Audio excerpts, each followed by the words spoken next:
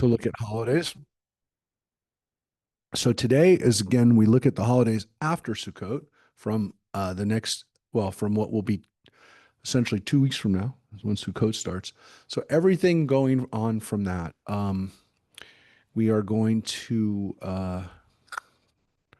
yeah, we're going to take a look at some holidays. So it's good to see the Schulmans online today. I have not spoken to her, but I do know that Joyce this time next week is going to be having surgery. So we're going to be praying for her recovery. Hopefully, this will be the thing that puts her back into full commission, full Joyce level of energy. So this time, literally, well, I guess she'll be out of the hospital, God willing, by next week. But yeah, it's going to go down quick and hopefully be a very successful and complete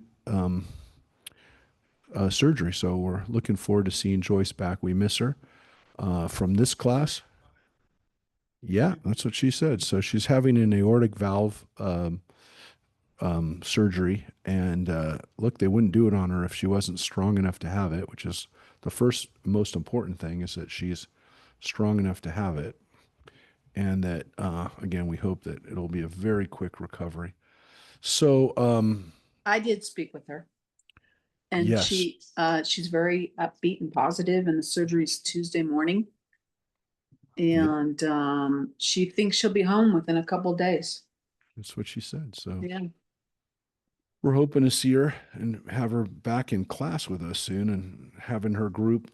We've had a lot of requests for the grief group to start back up. So hopefully we'll have it. So I saw Margot from afar. She texted me afterwards. She loved being here with us. So for our near centenarians, it was very cool to have. Is she older than Joyce? Yes, by like a year. Yeah, by about a year. So yeah, neither one are embarrassed or they're bragging about their age. I think Margot's 97. So she's still plugging away. She was here for Rosh Hashanah. And Friday is Joyce's 96th birthday 96th birthday for Joyce. on Friday. Wait, this not. This Friday. Oh, that's right. Yes. Oh my gosh, I forgot how. I mean, she told me the surgery is or she on her message she said the 29th, or I think, but 20. Well, I can't. I put it in my calendar, but yeah, that's amazing. So it's Friday the 26th is her birthday. So yeah. And I also just got word that just before that Alan Sterling got taken to the hospital, but he's okay. I mean, I got a note from, Esther just texted me that he's going to be okay. So, yeah, but this was a different thing today. Yeah. He got taken to the hospital today. So, but it looks okay. It looks like it's okay. So we're definitely thinking about some of our people who are not at their best. We said Misha Baruch yesterday, and man, I think what brought the house down was having Rob Hershenson reading Torah with a pick line. That's going to be a story we'll tell in the future, God willing. So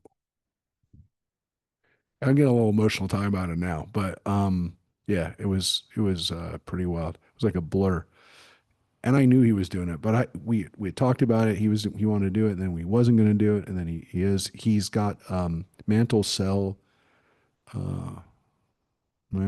cancer, which is a very serious, very aggressive form of cancer, and they're treating with a very aggressive form of chemo. So we're inspired by him being there and wanting it so badly to be there. Uh, so let's talk about holidays because holidays are a good thing to talk about, especially in the midst of holidays. But the holiday we're going to talk about first, um, because we finished last week, for those who were here with us, or if you weren't with us, I will tell you how we finished. We finished by talking about Sukkot and Simchat Torah, which are the way that really the high holiday period ends.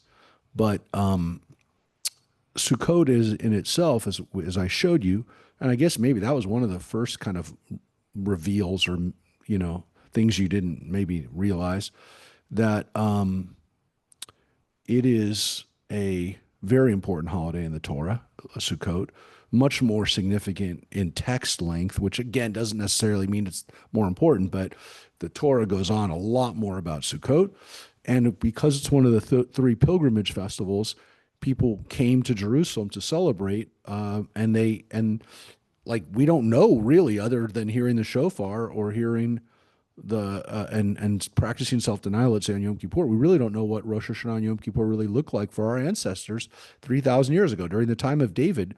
I mean, we have no reason to believe that those were major holidays based on what we know, based on the Torah, based on the archaeological evidence, based on the fact that the Bible in the book of in these let's say later books, historical books, the books of Kings, doesn't talk about Rosh Hashanah and Yom Kippur, but it does talk about Sukkot, and it because that's when we said when the temple was dedicated, and we also read about Passover in the later period too. We read about King Josiah celebrating this amazing Passover, and then we of course read it in Ezra. We actually just read it a couple weeks ago that during the time of Ezra they had this amazing Sukkot that they like never had a Sukkot that beautiful. So, you know, the later books of the Bible do talk about some of these holidays, and I'm going to share with you about this holiday, the holiday of Passover, the first holiday that we're going to look at. And the reason we're looking at Passover first, interestingly, it is chronologically really the first holiday because in the Torah, it tells us that in the book of Exodus in Shemot, as you see, as I posted up here for you, because I want you to see what the text says. I'm going to show you some text today. I showed you text last week, but I want to definitely want to show you text today. Today, or the Torah says, Passover says, this month shall mark for you the beginning of the months. It shall be the first of the months of the year for you, the springtime. And so this is the way Passover is introduced, first by saying this is the beginning of the year. And then it says, speak to the community of Israel and say to them, on the 10th of this month, each of them shall take a lamb to a family, a lamb to a household. But if the household is too small for a lamb, let it share with a neighbor who dwells nearby. In proportion to the number of persons, you shall contribute to the lamb for the lamb according to what each household will eat. The lamb shall be without blemish, a yearling male. You may take it from sheep or goats. So it could be a sheep, it could be a lamb, or it could be a goat. This is the introduction to the holiday, which starts to some extent with the preparation of the lamb or goat. Such a big deal that, like, you actually start thinking about that. Now, remember, we know that the Torah talks about sacrifices, but this isn't a sacrifice. This is a thing you're going to eat. Oh, for sure. Remember, they're not vegetarian by the end of Genesis, right? But forget the end of Genesis. By the 10th chapter, they're not vegetarians. By Noah, they're not vegetarians anymore. So yeah, we don't make it out of Genesis without being vegetarians. But here in Egypt, we're eating a lamb. Now, what's interesting is that the Egyptians worshipped a lamb. And it's not talked about a lot, but isn't this the ultimate, you know what, to the Egyptians? We're sitting in the country.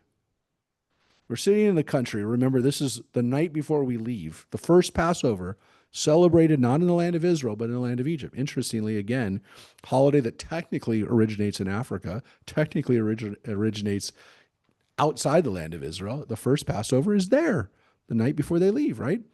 And so it says right there, in the land of Egypt, that we eat a lamb as we're leaving.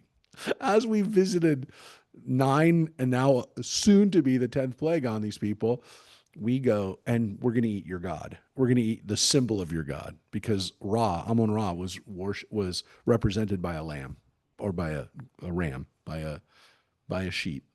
It's almost, again, as if we were the modern equivalent, or equivalent you'd understand, is if we were in India and we left by taking a cow and slaughtering a cow and go, bye everybody. So that's what we did. So I'll continue. We keep watch over it until the 14th day of the month, and all the assembled congregation of the Israelites shall slaughter it at twilight. Now, again, this happened in Egypt, but you can really see it's not really about what happens in Egypt. It's what happens every other year for the rest of Jewish history, right? You take it on the 14th day, you slaughter it, and then you take some of the blood and you put it on the doorposts and the lintel of your house in which you're to eat it. That blood on the lintel on the sides of your house, of course, right? We know is going to protect us from the angel of death, or if you will, from God on for the 10th plague. So the sacrifice represents that. It's called the Passover offering because God will pass over our homes if we have the blood on our doors, and then we eat it, right? And we eat it. So it says, and you shall eat it, right? That night you shall eat it, which also, again, you can already hear, eat it that night means no leftovers. This is not a doggy bag situation. You eat it and you eat it that night. And the lamb's blood on the door. Now, so wait, yes, I know. So John's already asking, so when did that stop? When did we stop doing the lamb's blood? Because it doesn't really say here, you stop doing it. So we have to assume that Jews did that for Passover for a long time. Later on, that tradition's kind of replaced by a mezuzah, right? The lamb's blood on our door is replaced by a way of marking our homes with a sense of holiness. But interestingly, the origin of it, if you will, is this Passover blood. Now it also says, of course, they shall eat it roasted over the fire with unleavened bread and bitter herbs. Your matzah and your bitter herb together. Those are the only things that are mentioned in the Torah to eat for Passover. It doesn't say here anything about the egg. It doesn't say anything here about gefilte fish. It doesn't say anything that's long, many years in the future. All the other kinds of foods that we have, like haroset, which is actually on our Seder plate, none of those things are mentioned, but those three things are. And that's why, again, we have the tradition of saying, Rabbi Gamliel says, you must mention Pesach Matzah Maror. Why? Because the Torah tells you. Yes. Jen. So here, it doesn't say it, but the text will later say, because they embittered our lives as in slavery and servitude. So yeah, got to come to a Seder, of course. So eating these things. Oh, and the other thing I want to point out here too is that, of course, we also have the tradition of having a Hillel sandwich, right? Based on this, because the Torah says you eat it with the unleavened bread and the bitter herbs. And Rabbi Hillel said, maybe we have to have it all in one bite. Because it doesn't say have one and then the other and then the other. It says have it with unleavened bread. So to fulfill that mitzvah, he said, just to make sure, have it all three together. And that was the first sandwich. That's the first sandwich we've ever heard of. It says, do not eat it raw or cooked in any way with water. You could see this is like a lot about this Passover offering, which is weird because we don't do this anymore. We don't do this. This we don't do. I mean, I know people who've tried to make a Passover lamb and tried to do it like this, which is roasting it, doing this kind of stuff. But there aren't even many Jews that eat lamb on Passover anymore. I think Middle Eastern Jews will have it a little bit more. I think by the time look, we don't do this ritual at all. We stopped doing these kind of rituals when we stopped sacrificing. These rituals kind of went away. The Samaritans who still live in Israel, the few hundred of them that live there, they do this. They do this every Passover. And again, I'll post a link to some of the Samaritan rituals, which they preserve this. Exactly, it's in the Torah. The Karaites didn't preserve this because the Karaites, interestingly, who are another non-rabbinic group, they really responded to rabbinic Judaism. They were much later, and if things hadn't been done by the 5th century, by the rabbinic period, by the Talmud period, they didn't do them either. So as much as they want to say they're not following rabbinic Judaism, they're following rabbinic Judaism to some extent, because when it stopped, they also froze. They somewhat try to be like Samaritans in the fact that they only follow what's in the Torah. They don't follow what's in the Talmud. In reality, we know that they made a conscious decision not to follow the Talmud, but They're not Samaritans. Yeah. Oh, they 100% consider it. Karaites totally commit. They totally feel that they are. All right. So Passover offering, you don't leave any of it over till morning. There it says it's flat out. Any of it left, you burn it. And this is how you shall eat it. Your loins girded, your sandals on your feet, and your staff in your hand. And you shall eat it hurriedly. It is a Passover offering to Adonai. Now, what's weird is that it's an offering to God, but you're eating it. Yeah. You're eating it like you are on your way. Now, nobody does that anymore, right? Because they don't do this anymore. But we actually do the opposite. We eat on a reclining situation. We actually eat it slow. So it's almost as if we flipped the script on this by saying, rather than remembering when we left, we remember freedom. We remember when we came to a place where we could enjoy ourselves. But yeah, it's like eating it where you're standing, right? Eating it like with your staff, like you're ready to go. Because, and it says, for that night I will go lead you, I will go through the land of Egypt and strike down every male firstborn in the land of Egypt, both human and beast. Forget that part, right? Kill the animals, the firstborn animals. And I will mete out punishments to all the gods of Egypt, I Adonai, not just against the people, but against their gods, which again, you're going to snack on one of them at that night. And the blood on your houses, here it says, will where you are staying shall be a sign for you.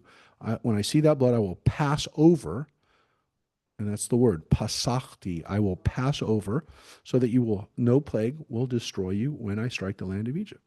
This shall be to you one of remembrance. You shall celebrate it as a festival, Adonai, throughout the ages. You shall celebrate it as an institution for all time.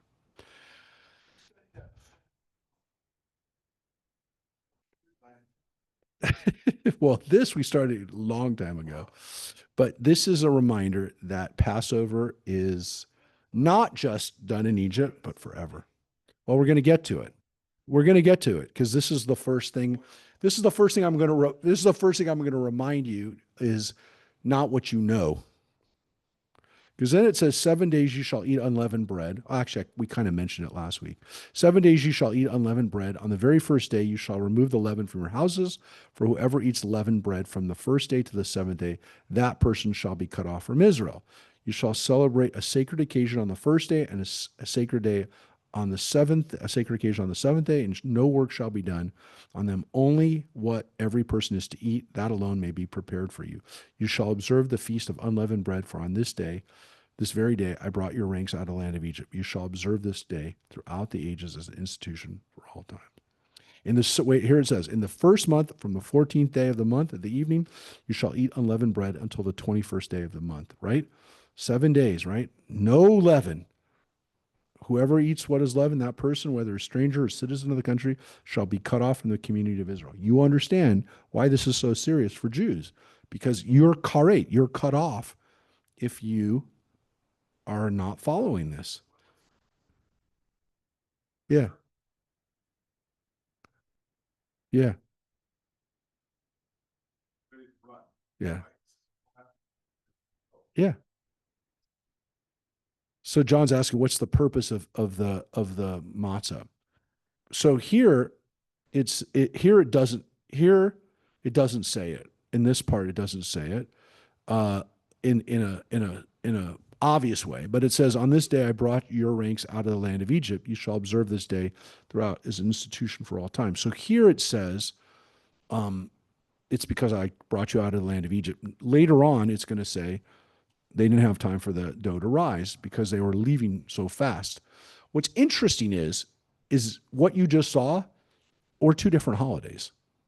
One was the holiday of Passover, and one was the holiday of Matzah. One was called the Feast of Unleavened Bread, and one was the Passover.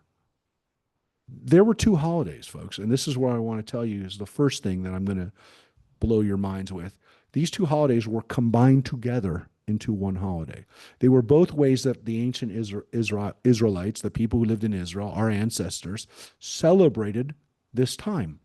One was a holiday where, again, the focus was the Passover offering. It connected to the Yetziat Mitzrayim, leaving Egypt. But there's another holiday here, which is the Fast of Unleavened Bread. Now, why were there two? Could be a northern and southern ritual. Could have been different parts of the country celebrated in a different way. I'm going to show you where it's flat out obvious that these are two different holidays. This is where we talked about Rosh Hashanah and Yom Kippur. In Leviticus chapter 23 and Parshat Amor, we have all of these holidays. By the way, Passover says it's a 7-day holiday, which also tells you how important it is.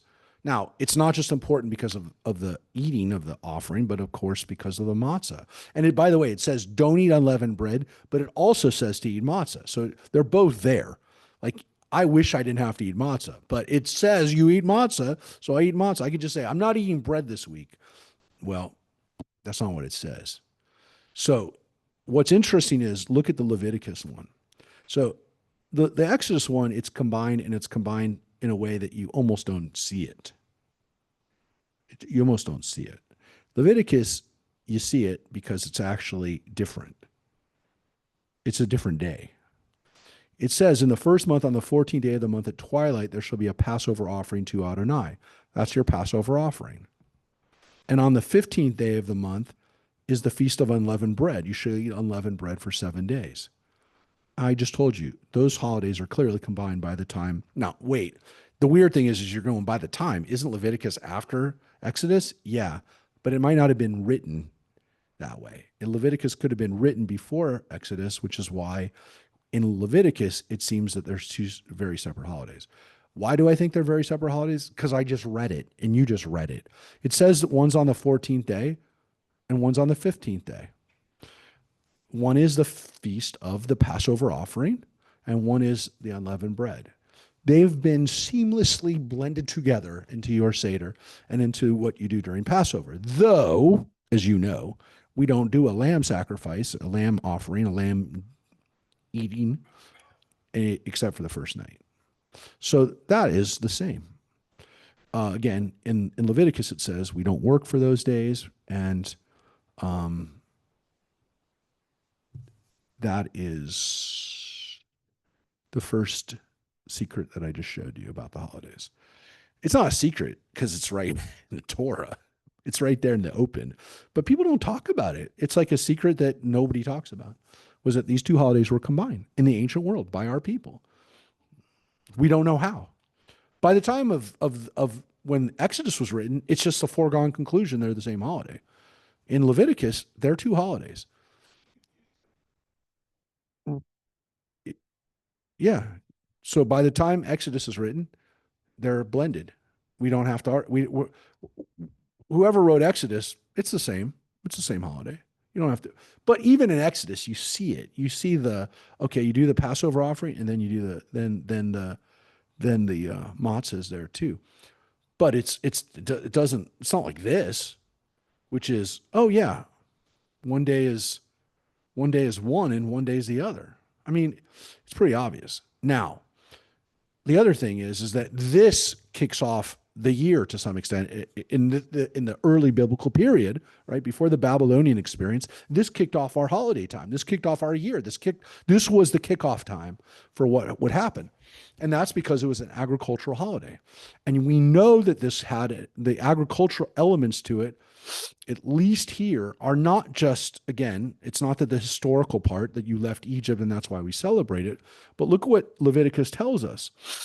Okay, we have 7 days we don't work on the first day, and on the seventh day you also don't work. So the last day of Passover is also a chag. So if you're unless you're in Israel or unless you follow Reform tradition, Passover has that 8th day chag, that extra day, if you will, and the 7th and 8th days and the 1st and 2nd days are both considered Mikra Kodesh, days where you don't work. So the first 2 days of Passover and then the last 2 days of Passover, if you follow 8 day, if you follow the diaspora tradition, those are chag. Those are days you don't work. So if you talk to someone who's Orthodox, who's very, who's following kind of Jewish tradition, Torah observance, however you want to call it, you don't call them the first 2 days of Passover, the last 2 days of Passover. Those are Shabbats for them. They are literally not working. So, immediately after the description in Leviticus, though, we get into this description of bringing these sheaves, it says, when you enter the land that I'm giving you and you reap the harvest, you shall bring the first sheaf of your harvest to the priest. You shall elevate the sheaf before Adonai for acceptance on your behalf, and the priest shall elevate it on the day after Shabbat. And on the day after you elevate the sheaf, you shall offer as a burnt offering to Adonai a lamb of the first year without blemish, just like the other thing we read about for Passover. But now this is talking about this sacrifice, right? This sacrifice, it is not one that you eat, it's one that you offer to God. And what it says in verse 15 is that, and from that day on which you bring your sheaf elevation offering, the day after Shabbat, you shall count 7 weeks. They must be complete.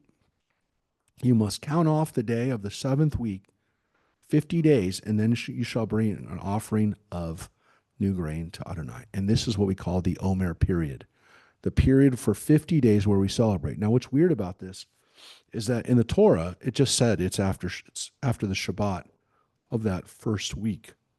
We don't do that. We start it on the second day of Passover, on the second night, right? The Seder, first night, we don't have Omer. The second night, which is when we start, and that's why we always do the Omer count, we kick it off. You count the Omer, you count the period of 50 days. But that's not what the Torah says exactly. And that's not the way the Essenes celebrated it. The Essenes and probably other groups, they said, no, we got to do it when the Torah tells us, which is the Shabbat. And that's what it says. Now, again, it's almost a moot point because we don't have a temple anymore and we don't really do anything other than count the days. And once that focus became counting the days between Passover and Shavuot, the next holiday, which we're going to get to in a sec, the movement was away from the offering and really the counting. And so we count those days. we count the days. You're an Essene. Mike says he's an Essene because he wants to do it only the way the Torah does it. The issue is of course most of us don't count the Omer anyways because Mike says he didn't count that high. The problem is that, again, Lag BaOmer, which is the 33rd day of Omer, which we're going to mention after we get to Shavuot. I want to mention Shavuot first because Lag BaOmer is not in the Torah. The Omer period for our people, for your grandparents and great-grandparents, was a solemn period. There were no marriages except during that time, except this one day of Lag BaOmer where you were allowed to kind of break the tradition. So, by the way, when you think about that, that's like May time to like the beginning of June. That's a nice time to get married. Traditional communities, Orthodox communities in Israel, which are all, you can't have a Jewish wedding in Israel unless it's Orthodox, as I told you before. You can't get married.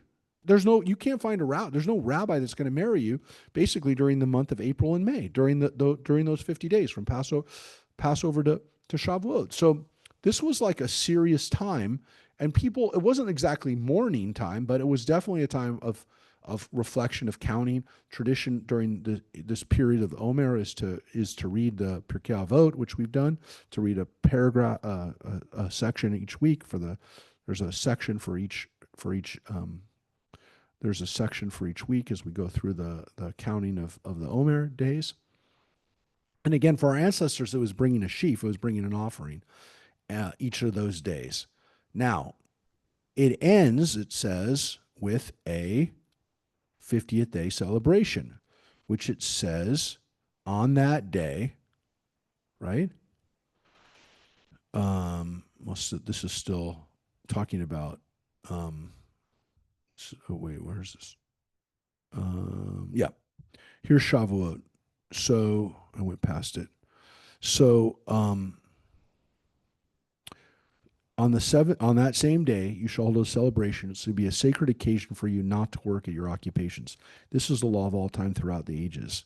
And then it says, don't cut down the corners of your harvest and don't pick up the gleanings in your field. Those are for the poor, right?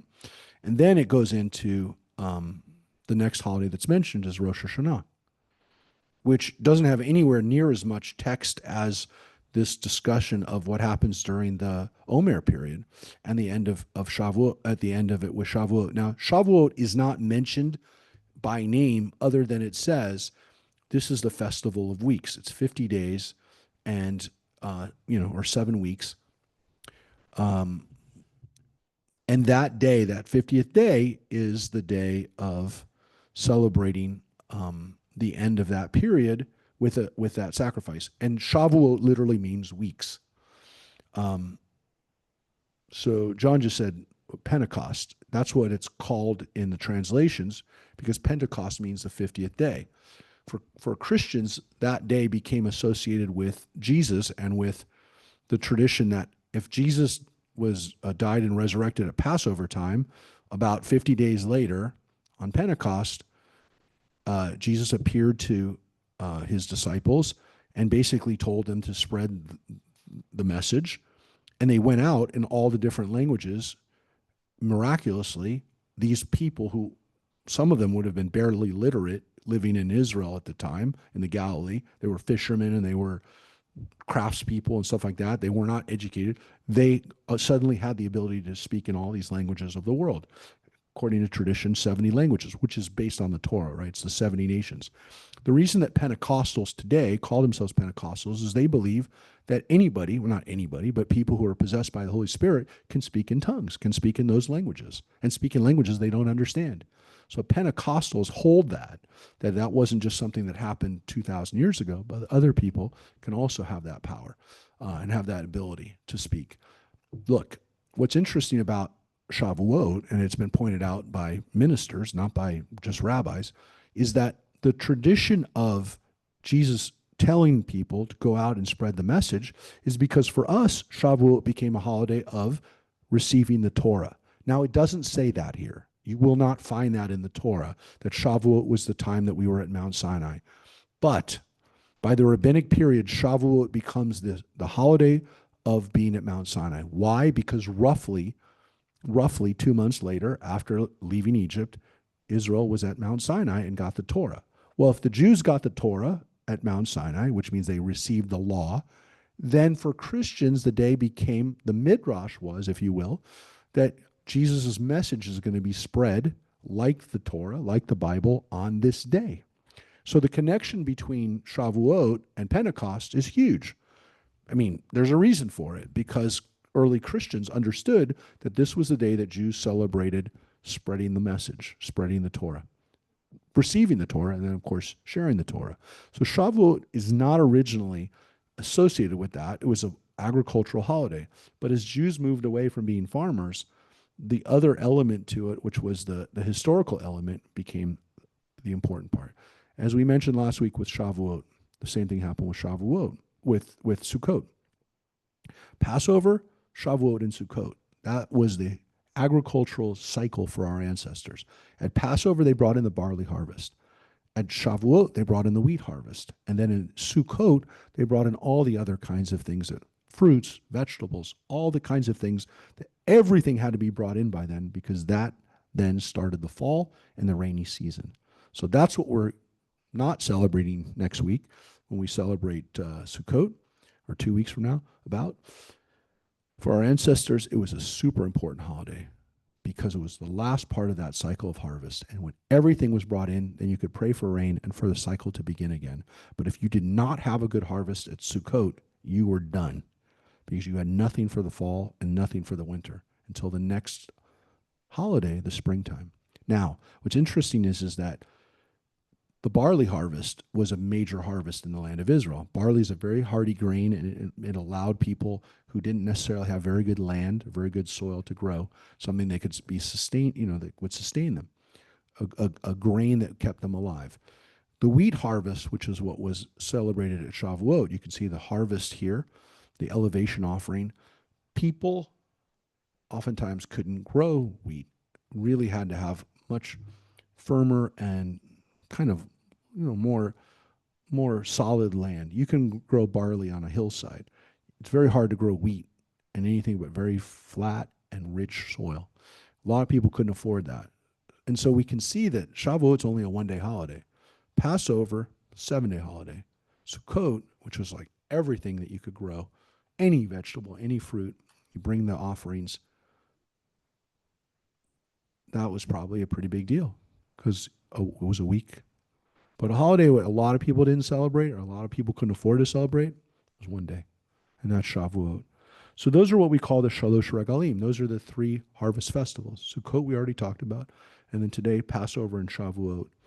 So I will tell you that this other holiday is attached to Shavuot is something that we call Lag BaOmer, because the 33rd day, so about a month into the Omer count, it usually is at the end of June, um, or excuse me, the end of May, in the middle of May to the middle of the May, or to the end of May, is Lag BaOmer, and Lag BaOmer was the 33rd day. Lamed Gimel spells the word log. It's the acronym. This was a day for people that, again, we're not really sure why Lag BaOmer really exists, because it's shrouded in mystery and a little bit of obfuscation, because the real reason why Lag BaOmer probably was celebrated was because it was very similar to the May Day celebrations that pagan people had. But we have a tradition that Lag BaOmer was the day that a plague was stopped that was killing Rabbi Akiva's students. And so we had this day of kind of like not being sad. It's also according to tradition, it's the yard site of Shimon Bar Yochai, the author, according to tradition, of the Zohar. Again, we believe that Zohar was written in Spain during the Middle Ages, but the tradition that remember, he's the guy who went into the cave with his son, Rabbi Eliezer. For those who are in Talmud, they're the ones who come out of the cave after hiding from the Romans, and they're blowing stuff up with their eyes because they're so powerful. Well, Shimon Bar Yochai did not like the Romans. His son seems to like the Romans a little bit, but the tradition is that this is a day of celebrating and kind of remembering his contributions, Shimon Bar Yochai. And of course, in Israel, it's a time of lighting bonfires. It's sometimes in the last few years gotten out of hand. The one in Meron, which is where he's buried. For those who remember, we talked about this when we talked about Shimon Bar Yochai not so long ago. There is the fact that there was a bonfire that went out of control, and there was a Lag BaOmer celebration a couple of years ago that many people got killed at. So they've been trying to control it in Israel.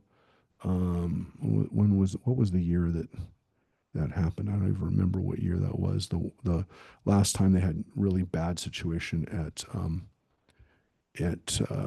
Lag BaOmer. But Lag BaOmer is celebrated outside the land of Israel. Temple Beth Ami used to regularly have a Lag BaOmer event.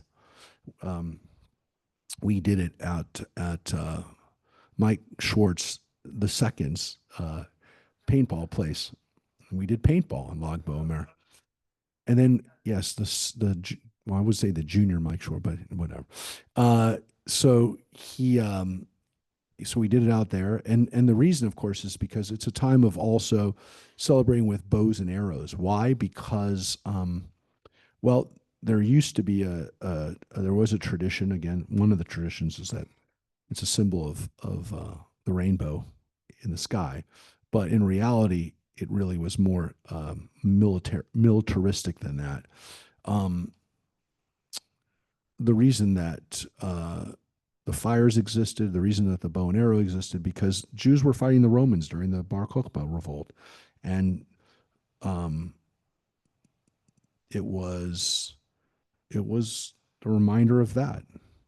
Look, there's also a tradition that Jews used to go around with bow and arrow during the Roman period because they weren't supposed to be studying Torah, and the Romans just assumed if you had a bow and arrow that you weren't religious, because Jews aren't supposed to hunt with bow and arrow, right? They're not supposed to hunt. Why else would you have a bow and arrow? I mean, I guess you could say it would identify you as a rebel, but more importantly, it would not identify you as a follower of rabbinic Judaism. And so it was kind of like a disguise, if you will. I'm disguised as somebody who doesn't care about the Torah. Now, again, you could have used a bow and arrow just to play with, which is what people would do with it, you know. But yeah, we weren't supposed to hunt, which is why most people would have a bow and arrow. So that's the bow and arrow tradition, and that's Log Bomer.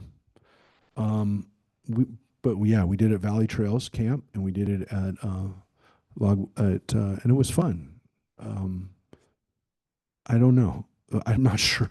I don't want to say. I'm not sure 100% they're still in business, but those were some fun times, and we had a lot of boys and a lot of guys that like doing it, and girls too. Some of the girls like doing it, but it was an interesting, again, it was easier when we had a lot of kids. Now, the next holidays that are in the Torah, as you saw, are the ones that we already talked about. We get back to the high holidays. In Leviticus, again, we have this list of the other holidays that we talked about already. Seventh month, that's Rosh Hashanah and Yom Kippur, and then we come back around. And so the next holidays we're going to talk about are not in the Torah. So let's talk about holidays that are not in the Torah. Now, first, we're going to talk about a holiday that's not in the Torah, but is in the Bible. And that is the next holiday that I guess you could say we have some basis for, again, biblically. And it does fall just before Passover. And that, of course, is a holiday that we call Purim. Now, Purim is based on the book of Esther, right? And we read it traditionally, the book of Esther. And we always begin our little Purim spiel with a little couple verses of Esther, which again tells us it takes place in the time of Ahasuerus, who was a person. It's the Persian Emperor Xerxes. We read about him in the book of Ezra and the book of Nehemiah, the Achaemenid dynasty, the Persians dynasty that starts with the Emperor Cyrus and then goes all the way through. Now, here's an interesting thing. This is from about the Persian experience. They destroyed the Babylonian Empire, and then they, of course, let us go back. Not all the Jews went back. And at Purim, we read about some of those Jews that did not go back, because Purim takes place when Jews were already rebuilding the temple and rebuilding and making the second temple and settling during the time of Ezra and Nehemiah. So it's a story about diaspora Jews. It's a story about people who are celebrating their Judaism and in some cases hiding their Judaism.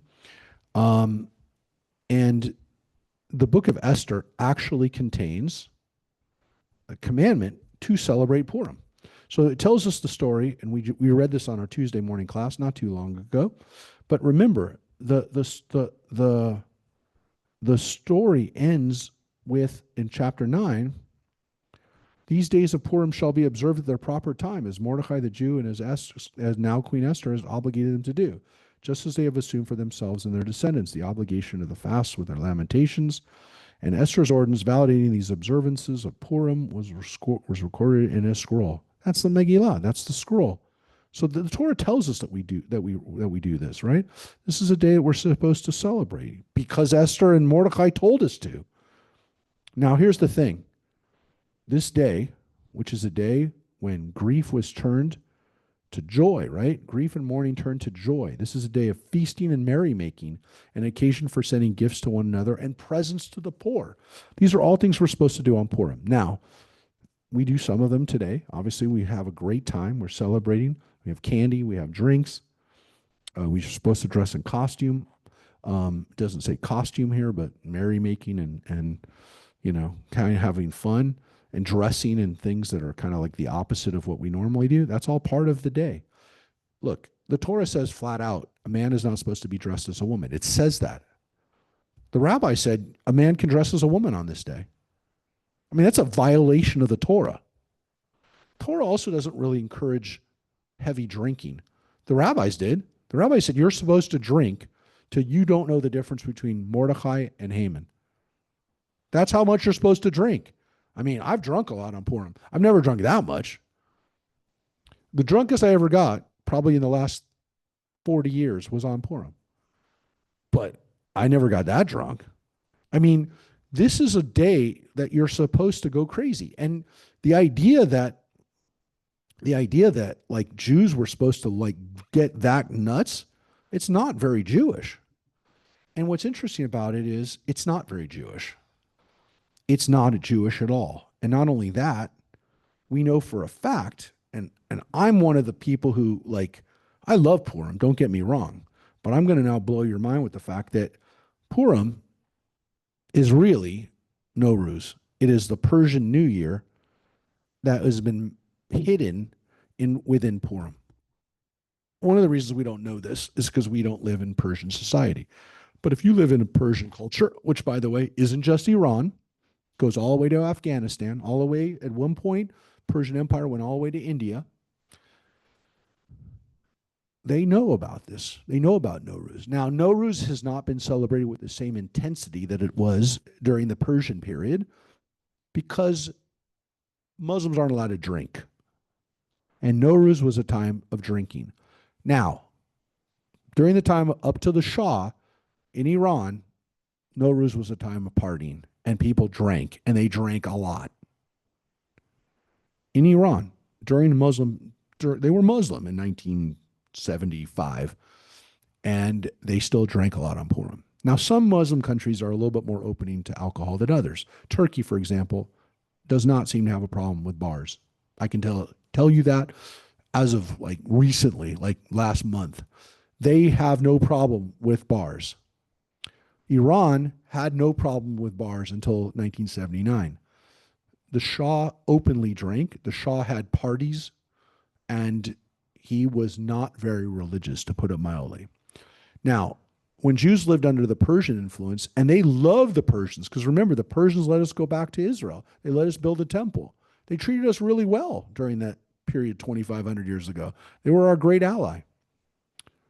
Look, they were our ally all the way through the Roman period, which I'm going to give you a link if you want to read more about that. But all through the Maccabean period, the Persians were our friends. Now, they had this holiday of Nowruz, which was celebrated at the vernal equinox. It was celebrated during the beginning of spring. Well, guess what? So is Purim, right? Spring equinox, ours starts the 14th day of Adar, which is late winter, early spring, usually March. Sometimes they are on the same day. Nowruz has to be on the solar calendar, right? It has to be the first day of spring.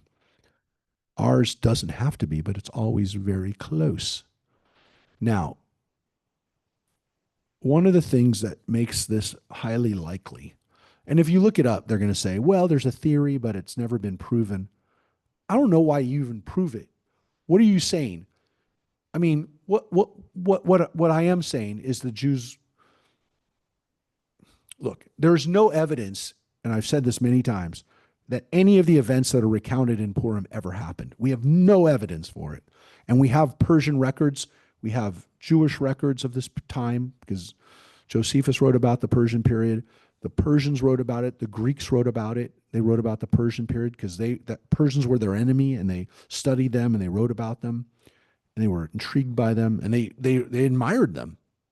There is no evidence for any of the story of Esther in anywhere. And as a matter of fact, I believe that it was meant to be a farce. And why do I think that? Because they don't mention God once in the story. God is not mentioned.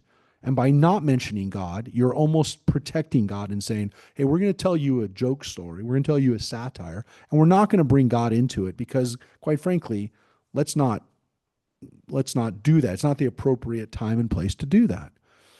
Now, I'll go further to say that one of the reasons is that this was a way for us to celebrate Persian New Year without saying we're celebrating Persian New Year.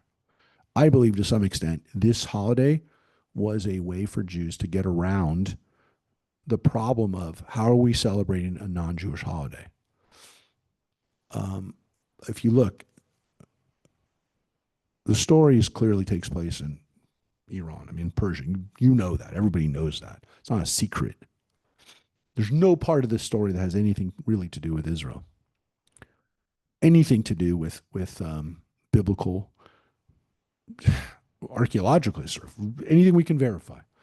But the themes are very much the same because both Nowruz and Purim are about the victory of good, of light over evil and darkness.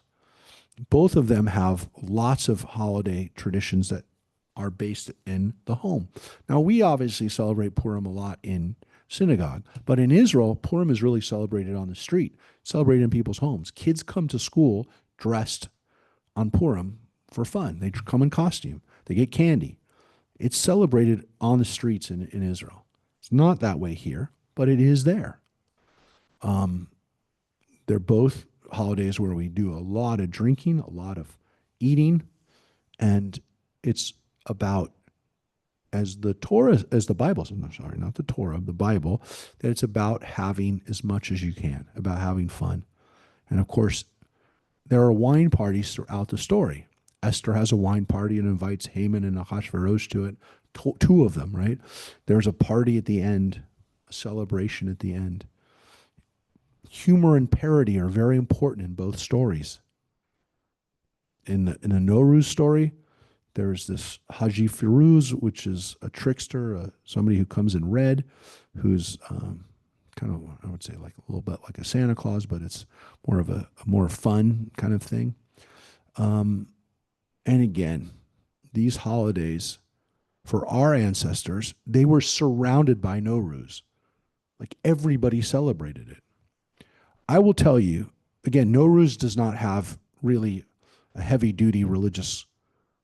Well, look, once Zoroastrianism disappeared to some extent or was driven out of Iran, the Zoroastrian elements of it have always been kind of de-emphasized for the last 1,500 years. So there used to be more Zoroastrian tradition in it, but it's a cultural holiday, and Jews did celebrate Nowruz like 100 years ago or 75 years ago. I mean, there are Jews, Persian Jews in Beverly Hills that have Nowruz parties today. They do, because they're proud of their Persian heritage. They're proud of their Persian culture. But to me, I would use this example. If 1,000 years from now, there are Jews that are walking around celebrating the next holiday I'm going to tell you about, because their ancestors lived in the United States, and they celebrate a holiday right around the time of Hanukkah, and they give gifts at it. And we don't really know where this tradition of giving gifts for came from, because it's not in the story of Hanukkah at all. But they give gifts. Where do you think that came from? It came from Christmas. And if Jews are living 1,000,000 miles away on another planet from the United States, and they, let's say they don't live amongst Christians, or there's not a Christian community anywhere near, but Jews are still celebrating Hanukkah by giving gifts, guess what? That came from living here in America. And now we're going to talk about Hanukkah. So in reality, I'm telling you, we have holidays where they are very much holidays that are based on cultural influences that are not necessarily, even if they had a religious element, we don't talk about it. By the way, every Christmas tradition you can name has nothing to do with Jesus. It has nothing to do with the Bible. They were pagan traditions that Christians borrowed because they liked them, because people liked them. They wanted to have a Yule log. They wanted to have a guy giving gifts. These are Norse and Northern England, Northern Europe traditions from England, from Scandinavia. They weren't. So if we keep them as Christians kept them, and we as Jews were influenced by that and kept them, like, would anybody go, well, that's crazy. Why did Jews give gifts at Hanukkah? Well, that's how it got there. That's how it got there. Now, look, Christians say giving gifts on Christmas is because of the wise men, the three wise men who bring gifts to Jesus and his family when he's born. But, I mean, that is the justification for the consumerism that goes on in Christmas. That's why some Christians don't like giving gifts at Christmas, because they know it's ridiculous. But look, I mean, it's a tradition. People did it at Purim. They did it at other holidays. People like giving gifts. They like getting gifts. So now, I know I'm moving fast, but I have to, because I think we're going to be able to do this. The next holiday is, as I said, this holiday of giving gifts. But now I'm going to blow your minds because this is 100% not speculation. The connections between Nowruz and Purim, I mean, I don't know. People don't talk about it a lot. Look, it doesn't matter that much to me because I'm not Persian and I don't have like a cultural affinity to it. But if I did, I'd be like, we're celebrating a Persian holiday. Um, Hanukkah is it's a different boat altogether because, folks, the reasons for Hanukkah are right in front of us. The fact that most Jews don't know why we celebrate Hanukkah is mind blowing because it's not that we borrowed it from a pagan tradition. We know exactly why we do it, and we don't talk about it. And so, what I just have laid out for you, and this chart will be up on the website too, you can download it later, is the fact that we have a holiday where we're told exactly why we have the holiday. And it's told to us by the people who made it. So it's not like, let's guess how it was made. The Maccabees, the Hasmonean family that fought against the Greek Syrians, and by the way, they were allied with the Persians during that period. I have a link to it explaining the Hasmonean dynasty and what they were all about. But according to them, and this is from the book of Maccabees, they wrote a book about their history. And they wrote that the reason that we celebrate Hanukkah for 8 days, they celebrate it for 8 days with a rejoicing in the manner of the Feast of Booths, Sukkot. I already told you that last week. Sukkot, such an important holiday that they had to celebrate it because remembering how not long before, during the Feast of Booths, they had been wandering in the mountains and caves like wild animals. They were not able to celebrate Sukkot at the time they were supposed to celebrate it because they were fighting, guerrilla warfare against the Greeks. So as soon as they were able to rededicate the temple, they made a Sukkot. They told us. It's not a secret. They told us. Now, the reason we don't know this is because we don't know their story. Most Jews never read the book of Maccabees. It's not part of our Bible. Interestingly, it's a part of the Catholic Bible. It's not even part of the Protestant Bible. It's part of the Catholic Bible. The Catholics kept it. Why? Because the story talks a lot about martyrdom, talks a lot about fighting for your beliefs, which in some cases it wasn't even just fighting for your beliefs, it was dying for your beliefs. Jews were not that interested in the book of Maccabees, and I'll tell you why in one sec. But let's first look at what the rabbis said, because the rabbis, we celebrate it because of what the Talmud tells us about it. Look what the Talmud says. First of all, it's from the tractate which talks about Shabbat. There is no tractate about Hanukkah in the Talmud. There's a tractate about Sukkot. There's a tractate about Rosh Hashanah. There's a tractate about Yom Kippur. By the rabbinic period, those holidays were very important. There's a tractate about Esther, about Purim. It's about Purim. There's a tractate about all of our holidays that we fast on, including the next one we're going to talk about, Tisha B'Av. But there's no tractate about Hanukkah. It's a afterthought in the discussion in Shabbat. And how do they even get onto it? They talk about wicks. They talk about candles. They're talking about how to light the candles, how to light, not the candles, the lights, because they're not candles at that time. They're not wax candles. They're oil lamps. How do we get them? Well, we can get wicks, for Shabbat by taking some garments and take the strips of them and light them. Okay. And then they talk about, that's how you do it on Hanukkah. And one of the rabbis says, and we don't know which one, and it's actually it's not said. One of the rabbis says, what's Hanukkah? Like, where did that come from, right? Like, they ask the question because they don't even care about Hanukkah. What's the reason? They say, my Hanukkah. What's about Hanukkah? And this is what they said. When the Greeks entered the sanctuary, they defiled all the oils. When the Hasmoneans overcame them, they searched and found only one cruse of oil with the seal of the high priest. It contained enough to light for one day. A miracle was wrought, and they lit it for 8 days. That's the story everybody knows. That's a made-up story. A made-up story. It's not what the Maccabees said. If the Maccabees were talking about miracles, why didn't they talk about that? Their miracle was that they beat the Greeks. That was a miracle to them. Everyone thought they weren't going to beat them. They did. Guess what? the rabbis didn't talk about that. Why did they not talk about it? Because their dynasty was looked at by the rabbis with suspicion. That's a nice way of saying it. The Hasmoneans end up attacking the early rabbis and killing them.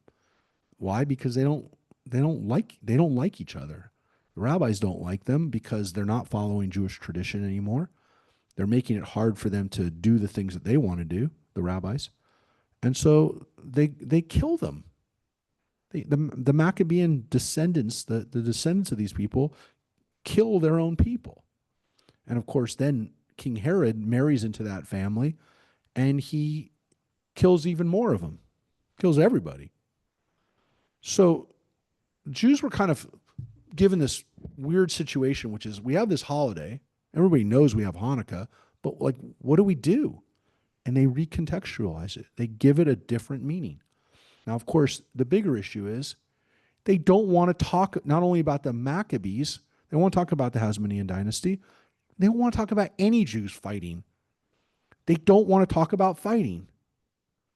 This is a story about priests coming into a temple and finding oil and making new oil.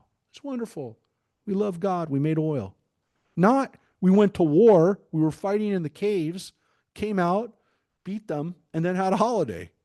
They don't want to talk about that. They don't want to talk about God giving human beings the ability to defeat an enemy that's bigger than them. Why? Because by the rabbinic period, they're fighting the Romans, and there's no hope against the Romans. There's no, we're going to get a miracle. We said that, and look what happened. They burned down the temple, and they killed 1 million of us, maybe more. I don't even know how many Jews were murdered by the Romans during the time of the destruction, the time of Masada. We know that thousands of Jews killed themselves rather than to submit to the Romans. They killed themselves. How many Jews were taken slave, or murdered by the Romans, crucified by the Romans? He's like, I'd rather die. That's how bad it was. So the rabbis don't want people to be in that situation anymore. We know that. Again, some of them are viewed as puppets, as collaborators. And they didn't look at it that way. They said, we got to survive. And we can't beat the Romans. And so Hanukkah becomes a holiday that has nothing to do with war anymore. They stripped it of its meaning.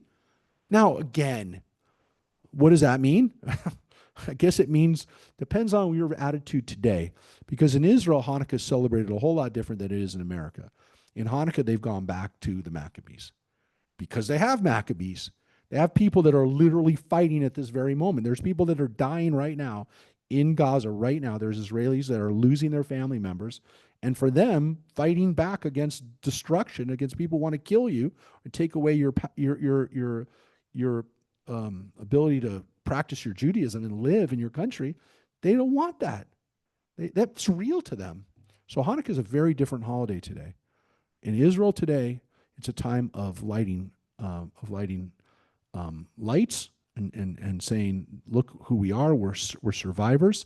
And there's a march. There's a relay that takes the light from Modi'in, which is where the Maccabees from, to Jerusalem. And they light the light over the city of Jerusalem from that every year. So this is not a joke for people in Israel. This is their lives. So Hanukkah is very different. For us in America, it's a time of giving gifts. It's a time of making latkes. And that's all good, having donuts.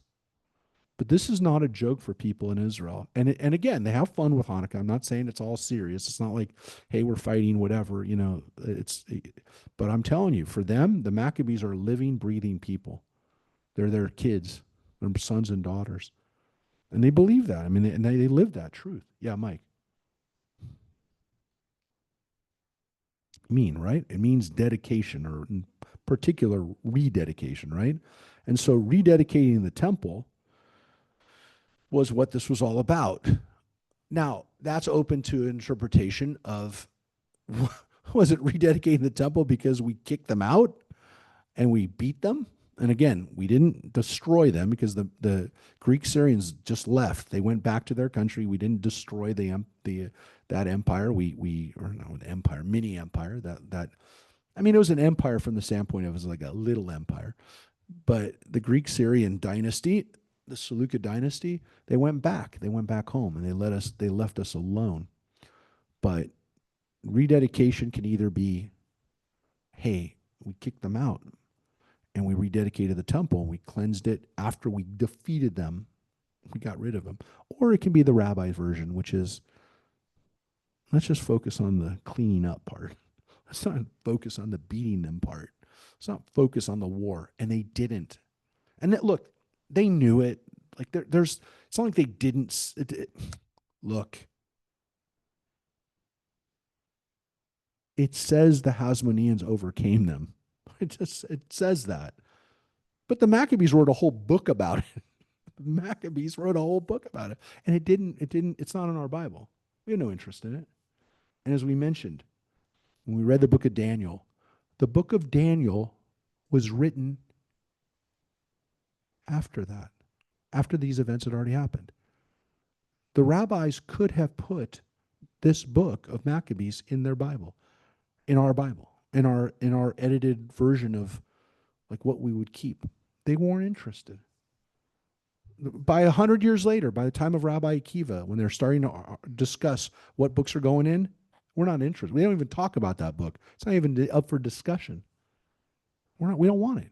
The book of Daniel is talking about the same events. The book of Daniel is writing about the time under Antiochus. That's about as close as you're going to get some veiled references to this period. Rabbis weren't interested in preserving this story because, as I said, number one, they don't like these people, and number two, they don't want to encourage people to behave like these people.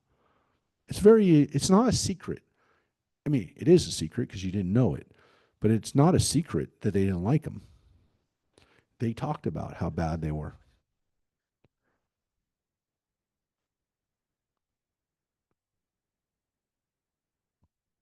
Yeah, they talk about lighting a menorah. They talk about it in that section. They talk about lighting a menorah. But they're talking about lighting a lamp, which is, I mean, look, that's the holiday. We light a lamp and all the other stuff we talk about, of of dreidel and all this stuff. We got to mention dreidel, right? You have dreidel, you have gifts, but all that other stuff was later stuff. And it's not stuff that the Talmud even discusses. Oil, foods with oil, right? That's the deal. So that is the real story of Hanukkah. So I posted this up too. I mean, I'll post this up. We've talked about it before. I never made this chart before. So I made this chart. You can have this, so you can look at it and basically we covered it all. But I mean, it's just amazing. It's amazing that like we don't talk about it, but we got to talk about it. We have to talk about it because it's not just about Hanukkah. It's about the way we recontextualize holidays. Because if we take anything away from this today, like what holidays mean to us is really a reflection of who we are. The way we celebrate the holiday, whether it's the one we just celebrate, Rosh Hashanah, or look,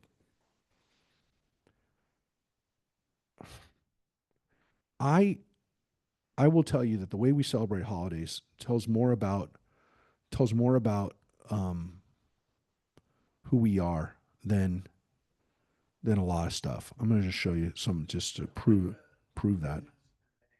Yeah, yeah, yeah. Philip said last week that his dad never celebrated Hanukkah. Yeah, yeah. Got a few gifts of like candy and coins, and that was it.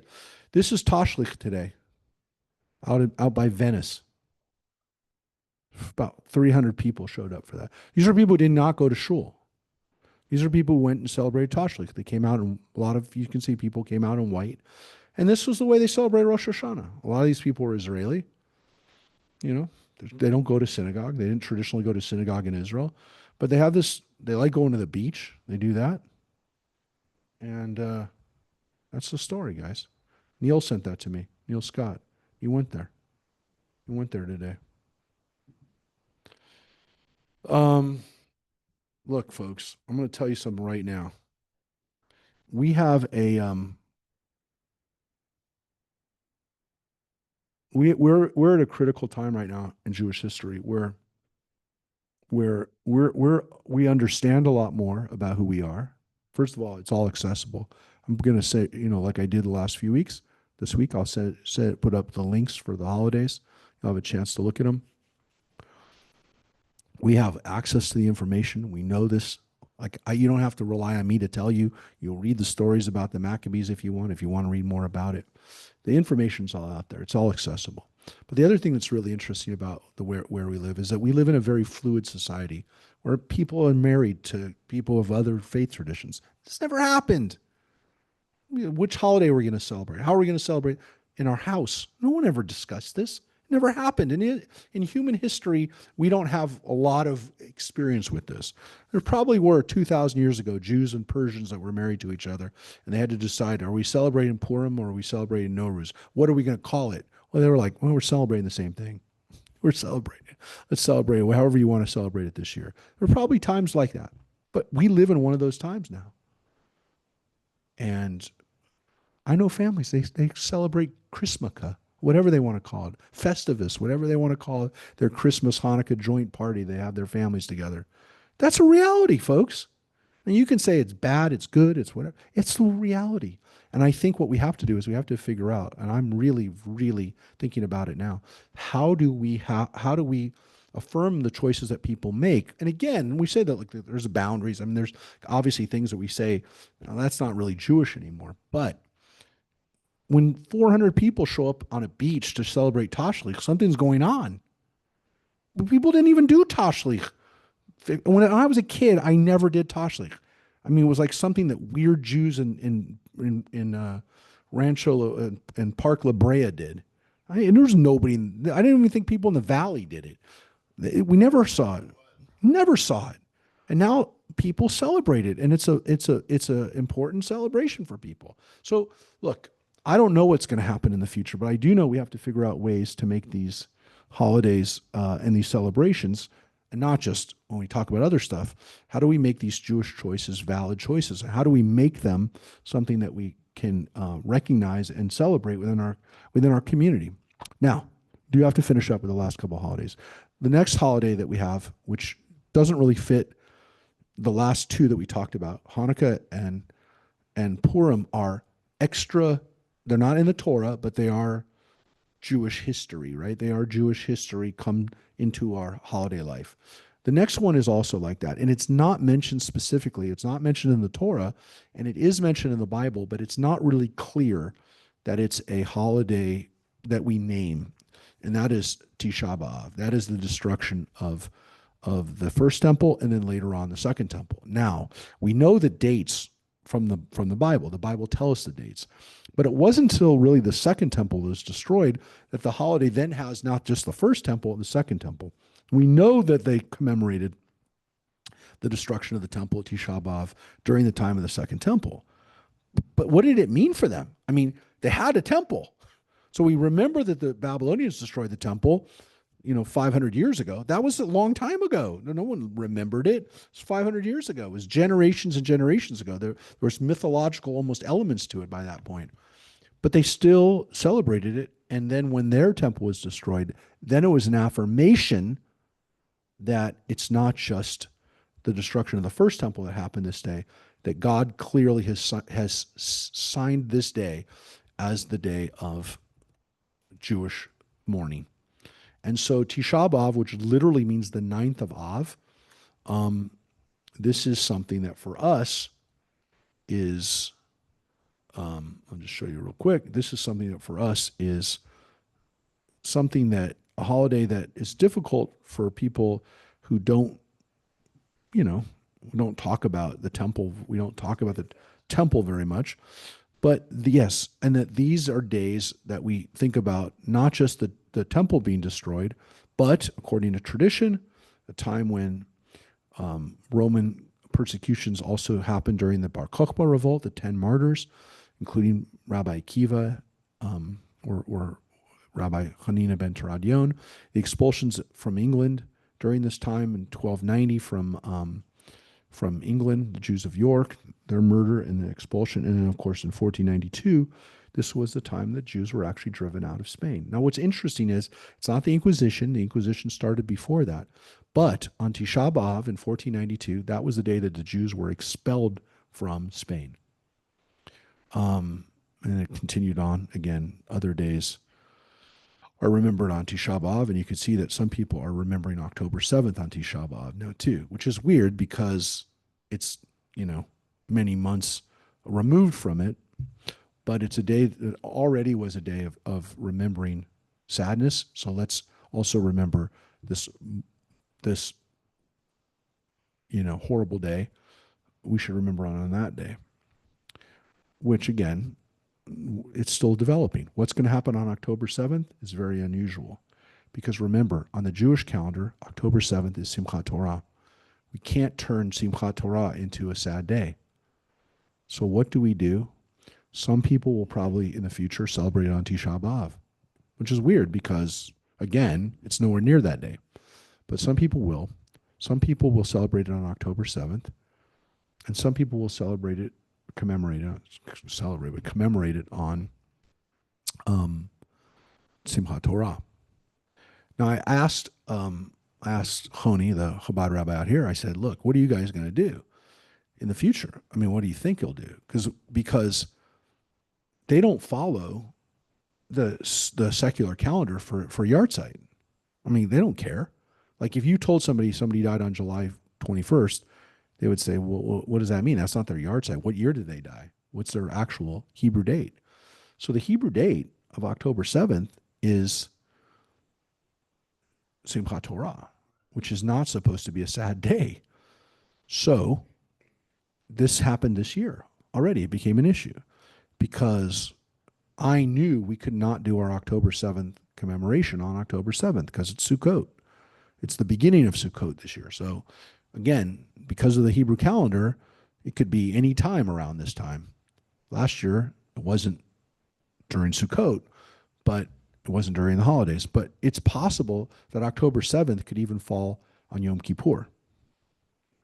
Now, we wouldn't say, okay, well, we're not going to have Yom Kippur that day. We're going to have a commemoration. We're going to have a vigil. Nobody's going to do that.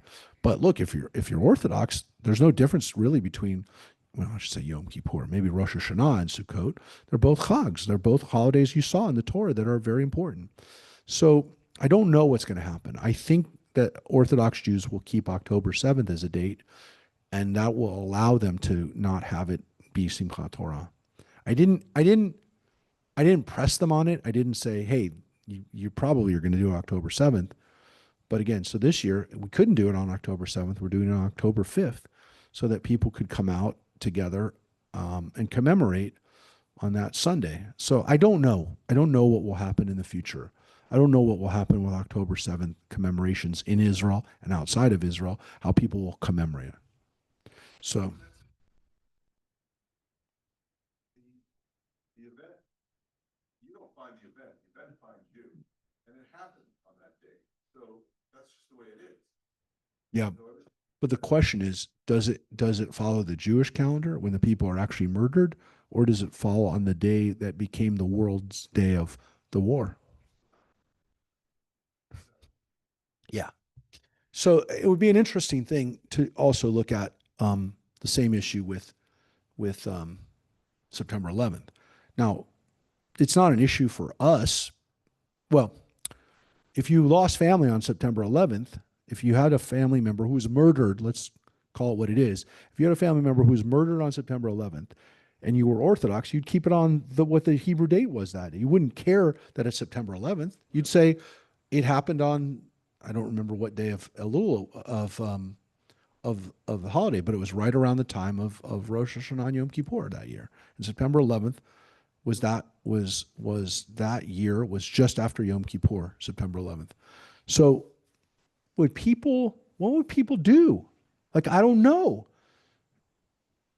Because for them, their personal loss on that day is what they remember. But everybody remembers it. Well, actually, unfortunately, people have already forgotten September 11th. I posted it and people were like, oh, thank you for, like, you forgot? Dude, it's 25 years next year. People. So look, I argued don't change the name of it. When people started calling it Patriot Day the next year, I was like, do not do that. Do not call it Patriot Day. You call it Patriot Day, people are going to forget what it even was. You got to call it September 11th. And folks, I think October 7th should be called October 7th, even though for people who lost family members, and again, for the 1,200 people who were murdered that day, their families, they're going to remember the yard sites. But maybe the collective loss will be remembered on October 7th. These days are the day. I mean, John, you said it's the day that finds you. Look, Tisha B'Av is the 9th of Av. September 11th is the 11th of September. October 7th is now the 7th of October. It's not a day anymore. It's a commemoration of a dark moment in history on that day. And that day becomes the day of remembrance. And that's why Tisha B'Av is not called the sad day of the Jewish calendar, which it could have been. They call it Tisha B'Av. And again, I just want to, yeah. What? Oh, yeah. No, they call, look, no. I'm going to show you, actually. So here's the thing in Israel. Yep. Yeah. Yep. So what's interesting that is that um, in the Muslim world, it'll be remembered in a different way, right? They'll call it by what they saw it as was a great victory. They'll call it the Al-Aqsa flood, right? We call it, some people call it Black Saturday, or in Israel, Simchat Torah massacre. Um, so it is going to have. We don't know what it's going to happen in Israel. Like, what's it going to be like in the Jewish community outside of Israel? We don't know. It's too soon to say, but we do. Look, the problem is that it is going to always be the 22nd of Tishrei, and will people call it the Simchat Torah War? I don't know, but we didn't want to turn the day of celebration of Simcha into a day that would always be remembered as a day of sadness, which is what our enemies tried to do. They took the day of Simchat Torah to attack us, partly because they knew we were beyond lower expectation. We have less people that were serving that day. They were on family break, family holiday break. That's one. They knew that a lot of people were out that day. It was also Shabbat. It happened to be on the same day. And then, of course, they knew that the day would be a day that we would have to now, every Simchat Torah, think about. For the rest of my life, I'm going to think about what happened on that Simchat Torah. You can't not. Yom Kippur War. But you say that Yom Kippur is already a somber day, right? We always mention it. I did a whole sermon on it. Remember? The 50th anniversary. Everybody said you predicted the October 7th thing. I said I didn't. I just talked about it a week before because I said we need to learn the lessons of Yom Kippur. But it had nothing to do with the Yom Kippur, really. I told people the lesson from it is you should never be so complacent that you don't think something could happen. That was my point. Everybody heard from that in their minds, they associated with, wait, he just said Israel could be attacked on October. He said it the week before. I said, I didn't say that. I mean, I did, but I also said that it's not about Israel. It's about you. I never talk about Israel just to talk about Israel on the high holidays. I will never talk about it from that standpoint. I always relate it back. And that's what I did last year when I talked about, again, how do we contextualize October 7th as Jews? What do we do? And I did this time as well. I mean, I did it in a way that wasn't political, but I basically said, again, how do we respond? We got to respond with resilience. So it wasn't like I didn't talk about it. I talked about it in a way. I didn't want to talk about it at all. I was hoping the war would be over. I was hoping it would be, we would have moved on. We're not going to move on. I don't know what we're going to do next year, but I surely hope people aren't still being, I can't imagine there's still going to be hostages either being held or, God forbid, dead. But, I'm hoping that, we talk about other stuff, but we can't right now. Be an idiot not to recognize it. There's people being held right now, and just released more video. I don't talk about. I want to finish right now with the last couple of things, which are the modern holidays. Well, one of them is not really a modern holiday, and that is that's Tu B'Shvat, the holiday of the trees, a holiday where we celebrate nature. Now, again, it's mentioned in the Talmud. It's not like it wasn't a holiday, but in the modern world, it's become a holiday that we associate with planting trees and with specifically when the modern nation of Israel was being rebuilt, and it happened before 1948. Tu B'Shvat became a holiday of celebrating raising money for Israel, for trees, for the JNF, and for bringing the land back to life. And so Tu B'Shvat became a more and more important holiday.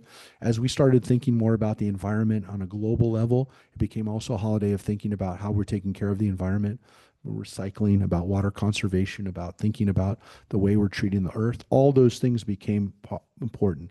Tu B'Shvat was originally literally the date we dated trees.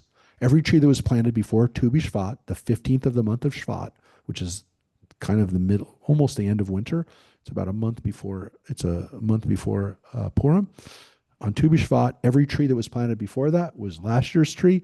Every tree that was planted after Tu B'Shvat was the next year's tree. It was a cutoff date, just like horses have a cutoff date for their birthday. Every horse that's born after January is now not it's now the new horse, and you can't run into the Kentucky Derby unless you're whatever less than 2 years old, whatever the 2.5, whatever the magic number is. That they have the same thing for horses today, but we had the thing for trees, and the reason is because if the tree was planted the next year, it was part of we had to count 4 years before we could offer those offerings, and then we could start taking the fruit of those trees. So that's where Tu B'Shvat was in our history. And then the last holidays are the holidays that we have today that were not anywhere mentioned in the Bible. They were not mentioned in the Talmud like Tu B'Shvat was. Oh, by the way, there are 3 other holidays that are beginnings, right? You know one of them, Passover, is the beginning on the calendar. There's the holiday of Rosh Hashanah, which we just had last 2 days. That's the beginning of the royal year, or the year that we follow today, but it was originally more of the Babylonian year. Then we have Tu B'Shvat, the new year of the trees. And we have a 4th one, which is the new year of the animals. So we did have like a horse holiday, but it was for cows, for all your kinds of animals that you'd have to know what their days are. It's the Rosh Hashanah Behemot, your domestic livestock animals. That is on Rosh Chodesh Elul. So a month before Rosh Hashanah was the time that you decided how old your animal was. Any animal that was born before that was last year's animal, and every animal was after. And how did you need to know that? Because when it says you take a goat that's 1 year old, that's how you know it was born after that. Or it had to be born, was still, it was that was its birthday. Its birthday was the 1st of Elul, which for us was like literally like the end of August. So, but the last 3 holidays I will mention for you are the holidays that are not in the Bible, not in the Talmud, and were actually made by the government of Israel. And those holidays, you know them as, well, actually, there's a 4th because there's the newest holiday. But the 4 holidays we have are Yom HaShoah, the Holocaust Remembrance Day, which is always the 27th of Nisan on the Jewish calendar. It follows a Jewish calendar, Yom HaShoah, and that is Holocaust Remembrance Day. It's always in April, it's always in April. I guess it could be the very beginning of May, but it's always right after Passover. The reason is, when it was established in 1957 by the government of Israel. They were the ones who instituted it. And then the chief rabbis and the rabbinic authority in Israel said, this will be our Holocaust Remembrance Day. They wanted it as close to the Warsaw Ghetto Uprising, which was 1943, the night of Passover. But they said, we can't celebrate it during Passover. We'll celebrate it right after Passover's over. So immediately after Passover, that would be the day of Yom HaShoah.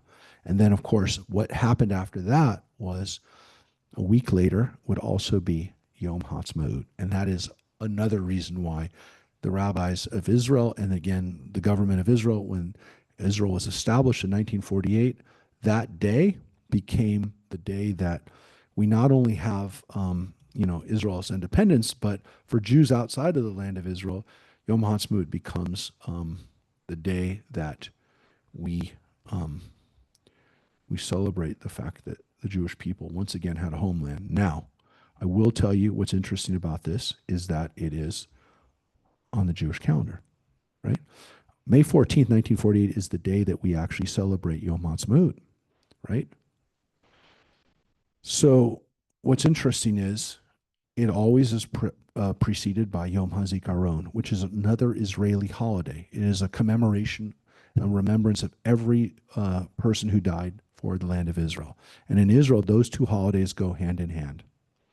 The description here, I have links that on the sheet I'm going to send out. They're very important explanations of them and give us very good understanding of what happens at Yom HaZikaron. In Israel, everyone commemorates Yom HaZikaron. It is not Israel Memorial. It's not Israel's version of a Memorial Day. In our country, nobody remembers what Memorial Day is about. Nobody. I mean, not nobody, but virtually nobody does. In Israel, it's a completely different thing. And it is the day before. So it would be as if on July 3rd, we commemorated the people who died defending our country, and then the next day we celebrate our country, because we realize that we don't have a country unless these people did that. That's what Israel does, and that's why it's so important. But it follows the Jewish calendar. It's the 5th of Iyar.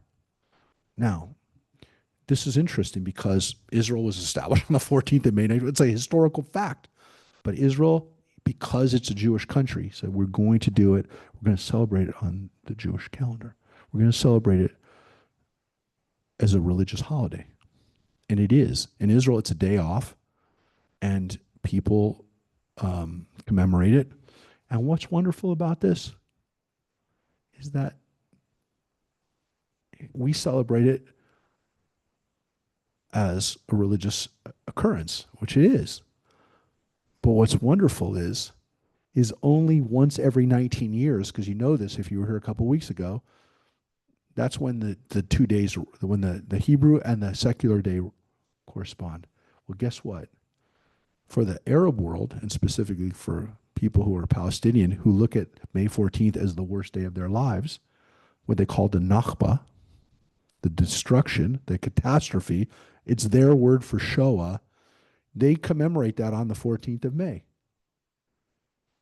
Sometimes it's the same day as Yom HaTzmaut. Some days it's not. Most years it's not, which means that there's two celebrations, and one celebration and one dark day. They're both going on synonymously or from the same origin, but they're completely done differently. They're done differently by the two different communities, because again, if you look at Nakba Day, this is the day on the Gregorian calendar, what they call the catastrophe day. So, when Israel allowed the PLO to come back and establish their capital in Ramallah, not in Jerusalem, but in Ramallah, Yasser Arafat decided in 1998, when he was running the PLO, that that will be the day that they celebrate as their catastrophe day. He didn't have to do that. He wanted to do that. And so this is a day when you'll see people around the world talk about how horrible Israel is. And so this is wonderful because it has nothing to do with our day, except for once every 19 years. So look, it's weird because, again, it just shows you how people look at time, right? How they view a day in history. But one can make the argument that that's what should happen with October 7th, is it kind of becomes, if the people who want to celebrate October 7th as a victory for them, you and I would say that's insane, but there are people who see that as a victory day for the Al-Aqsa flood, if they call it that, Al-Aqsa flood. That will be their October 7th, and for us, it would be the 22nd of Tishrei, which would be our dark day. I don't know. I'm not sure what will happen, but I have a feeling, again, we'll probably have it on the same day. We'll be celebrating and commemorating and mourning, and everybody will do their thing on that day. We'll see. The last holiday, or the last commemoration, the newest holiday, is Yom Yerushalayim, Jerusalem Day, which became a day in 1967 when Jerusalem was reunified. Now, in Israel today, it's a very important day, especially for people who live in Jerusalem who want to celebrate the fact that the city was reunified. There are problems on Jerusalem Day because there are sometimes parades where Israelis will march through the old city of Jerusalem, and let's just put it this way: it's not a festive time for the Arabs that live there, and so there have been problems on Yom Yerushalayim because there are two competing stories that are going on there. The Israeli government has not will not in any way stop the marches from happening in Jerusalem, but they have cracked down on people being aggressive and being disrespectful on that day. So um, no, it's on the day that when it's the day that Israel marched into Jerusalem, which is the 6th of June. I mean, it's like you don't even talk about it because it's the we call it Yom Yerushalayim.